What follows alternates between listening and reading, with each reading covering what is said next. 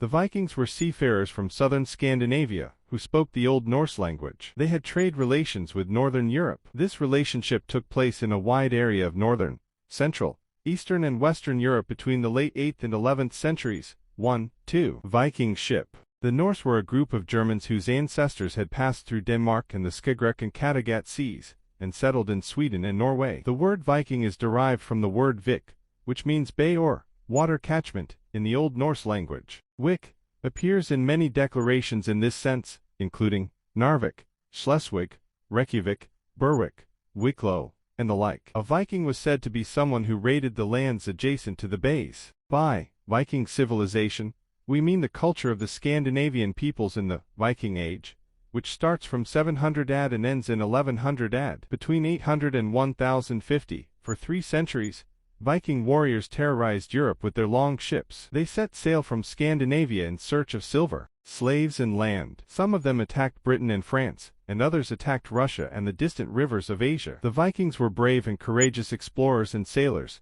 They fearlessly crossed the raging waves of the Atlantic Ocean and discovered Iceland, Greenland and the American continent 5 centuries before Christopher Columbus. Around the year 1000 AD, the Vikings went from the British Isles to Greenland, established a colony and then went to Labrador, Baffin, and finally to Newfoundland, where they established a colony called Vineland, meaning land of wine, and from that base they moved along the coast of North America, and the native plants, animals, and people observed and interacted with them. Although the Vikings never returned to the Americas, other Europeans learned of their achievements, and were fascinated by tales of the Vikings' discovery of the New World, but the Vikings lacked the resources to pursue their own path of discovery. In any case, their trade continued as it had for hundreds of years around the Mediterranean Sea. Viking explorers ventured into the raging waters of the North Atlantic to find new lands. Most of them were from Norway, where the valleys were overpopulated and had very little agricultural land. Between 800 AD and 1001 AD they found the Faroe Islands,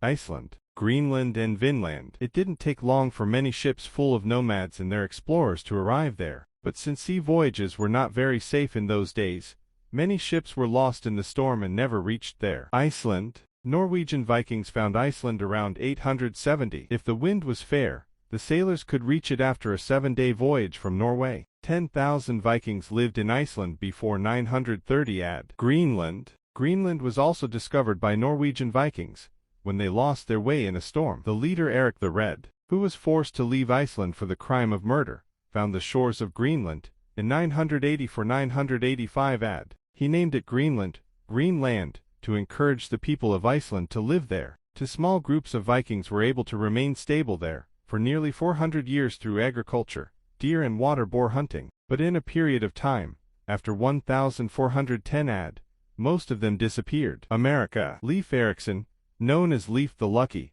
the son of Eric the Red, lost his way and went to the west of Greenland in 986-17, when he was caught in a storm. When he set foot in Newfoundland, he was named the first European to set foot on the soil of the American continent. He called this land Vineland, which means land of wine, for the abundant grapes and large berries and car found there. He continued along the seashore and found the lands of Markland, Woodland, and Helveland, Rockland. Turns out that these 2 lands were the islands of Labrador and Baffin. In later years, Vikings and other nomads came to Vineland but did not stay for long. There are 3 main reasons for the Vikings' invasion of other lands. First, the increase in population had caused crowding in the motherland, and as a result the lack of limited resources such as land for agriculture and animal husbandry. Second, the spoils obtained from predatory attacks on other lands, by providing expenses, made it possible for the rulers to preserve the previous way of life, in order to give gifts to their relatives for the sake of creating dignity for themselves. Finally, the third reason is that for those condemned to the tradition of expelling people from their place of residence,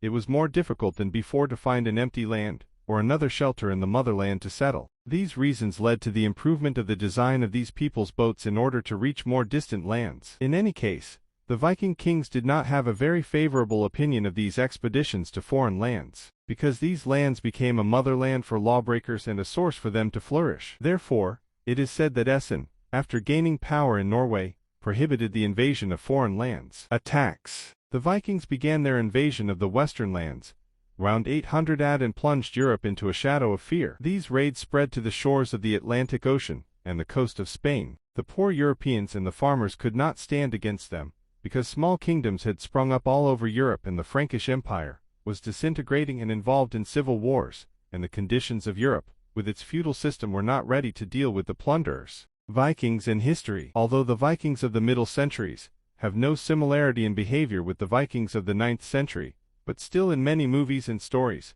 these people are shown in a derogatory way. The researches of archaeologists clearly show that this was not the case. For many Vikings, the way of living was not only by stealing and pillaging, but by professions such as farming and fishing. By examining the tools found by archaeologists, it has been revealed that they used scythes, fishing spears, shovels, pickaxes, plows, etc. in their daily lives, all of which were agricultural tools, and when we put these tools next to other historical evidence, it is clear the Vikings may have been advanced farmers and fishermen using the trees of the Scandinavian forests. They built their big and famous ships, and with their help they traded with neighboring countries, or other European countries and parts of Asia. The Vikings had a special ability to make tools with iron and used it to make work and battle tools. By trading these goods, they made jewelry for themselves, with European gold and gems. Most of the houses were made of wood and stone. The ability of the Vikings to build stable fortresses, with the aforementioned structures, was the reason for their superiority over the Europeans. Dispersal of the Vikings. Vikings were world travelers and explorers. Their ships, which were more like large narrow boats,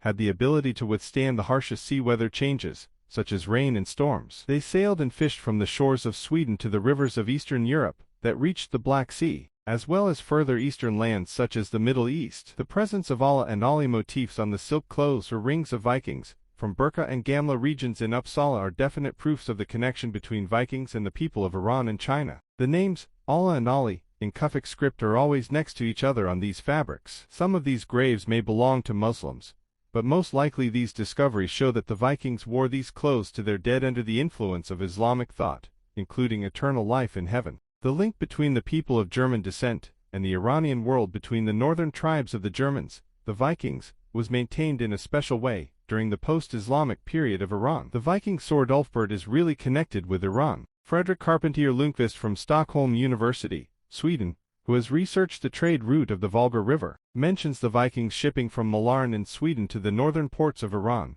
in the years 800 to the middle of 1000 AD.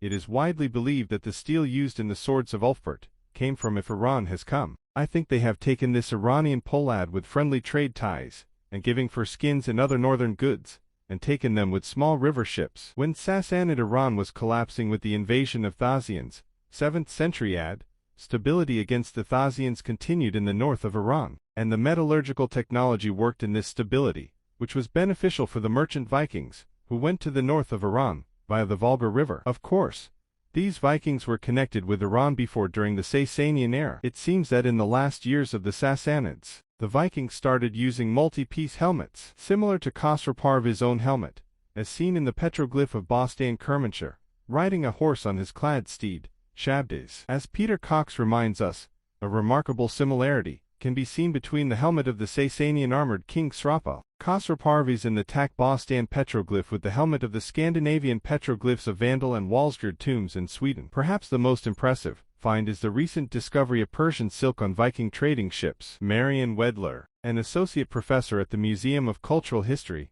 affiliated with the University of Oslo in Norway, says that the amount of silk imported by Norway from Iran was much higher than the amount of silk that was imported from Constantinople. Many of the silks found from the Vikings have Iranian imperial motifs. A silk fabric woven using the advanced Samhita method has pre-Islamic Iranian religious images. Belligerent. At the time of the Vikings' conquest of Europe, European writers exaggerated the ferocity of the Vikings. However, due to the hardships of life in Scandinavia, the battle for survival was such that only the most stubborn could remain stable, and hence the rancor, enmity, and rampant piracy that took place on the seas created a belief and attitude that disregarded the foundations of Samian ritual, was based on bravery and fearlessness. Some of these men were so euphoric in the war that they did not feel any pain from the wounds they received. Some were given a state called berserker during battle, when the warrior lost his consciousness and was only satisfied with fighting.